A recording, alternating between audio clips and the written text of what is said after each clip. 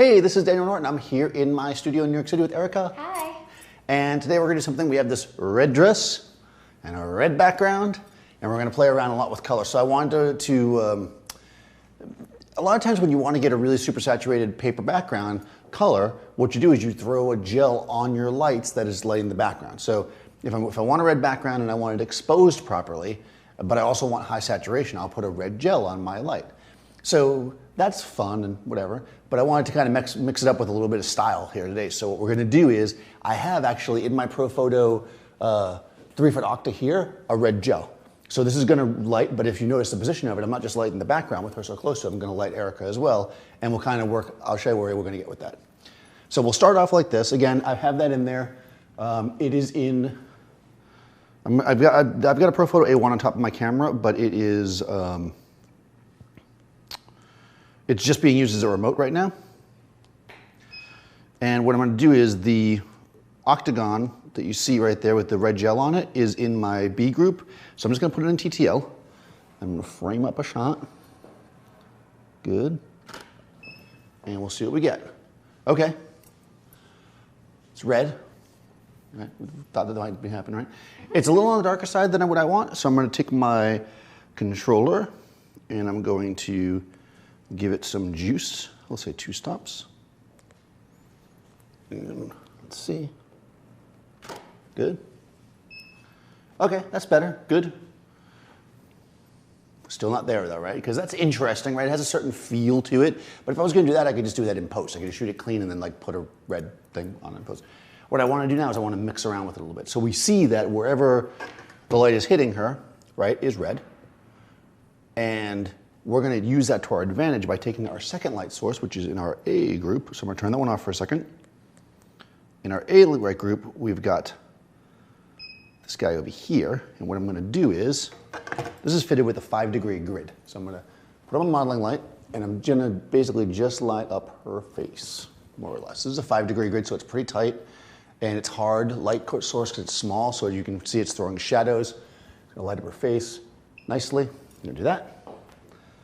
And now again, I'm still in TTL, but I only have the A group going now. So we're going to come in. I'm just going to see what it looks like. Actually, I'm going to come close to her face so I know I get a better exposure. Good. There we go. That's a smidge hot. So I'm going to take that. I'm going to dial it down. Again, I'm still in TTL, so I'm just giving it a TTL exposure check. And there we go. Okay, that looks like where I want it to be. The reason, normally I would have left it in the first position, but I know I'm adding more light. So basically, I wanted to have it be a little bit darker than I normally would. So now I'm going to turn on both lights. I switched to manual. And let's see what we get. Okay, now we can see we're getting clean light on her face. Where it falls in the shadow, we're getting red. But more importantly, more interesting, if you look at like her arms and such, they've got this cool red cast on it. So I'm going to shoot this actually fairly full length-ish. Not quite full length, full length-ish. That looks like. Yeah, it's going to create a fun look. I mean, granted, because of the nature of the light, she's got to work her chin up mostly. Good. Good. Good. Good. Good. Good. I'm shooting around f8, guys, because I'm in a daylight studio and I'm eliminating the light in here. So I'm going to check. So plus we have plenty of sharpness going down the dress.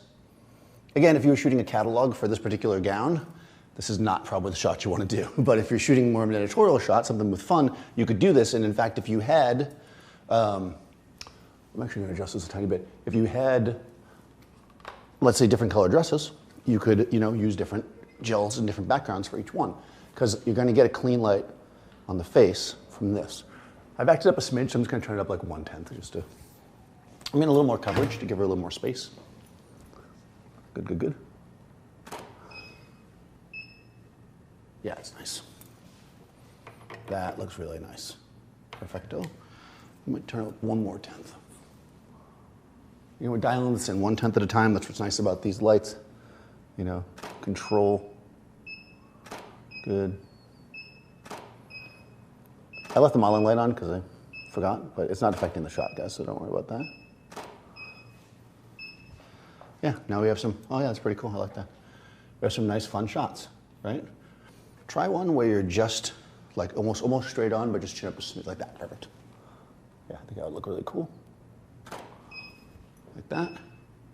Yeah, there we go. Beautiful. That looks fantastic. Super interesting, super different, right? Doesn't take much to create something that's a little bit more interesting to play around with. Again, I always say this when I'm talking about shooting clothing especially. Think about the clothes, think about how you want to accent it, make it interesting. So this is red. We want to focus on the red part of it. So we did that. Now, it also has a lot of lace and stuff. Because of how we lit it, we're not showing that off. So, you know, you're making that choice. So our choice was to go with the color versus the texture. In any case, right?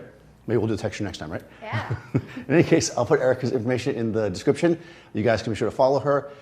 Follow me, Daniel Norton Photographer. Subscribe to Adorama TV. Ring the bell so you get all the notifications. And I'll see you next time on set.